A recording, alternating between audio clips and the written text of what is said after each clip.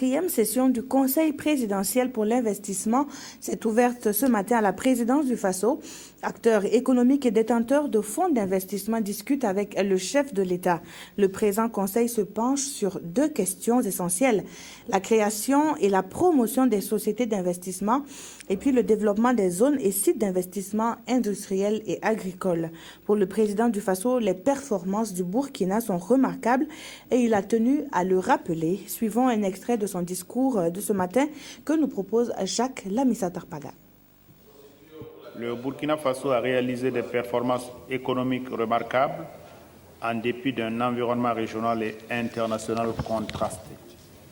Ces progrès illustrés par une croissance située entre 8 à 8% du PIB en 2012 et une inflation contenue à 3% se sont étendus à tous les secteurs d'activité et, selon les projections, se poursuivront en 2013 et 2014.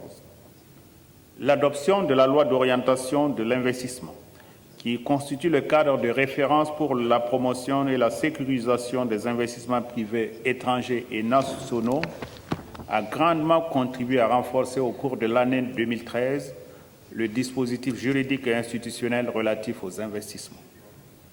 Les réformes ont aussi stabilisé et assaini durablement les finances publiques, rationalisé leur gestion et réduit les déséquilibres des comptes intérieurs et extérieurs du Burkina Faso. L'objectif du gouvernement, à très moyen terme, est d'atteindre des taux d'investissement privé de 25% et d'investissement étranger direct de 10% du PIB, contre respectivement 11% et 2% aujourd'hui.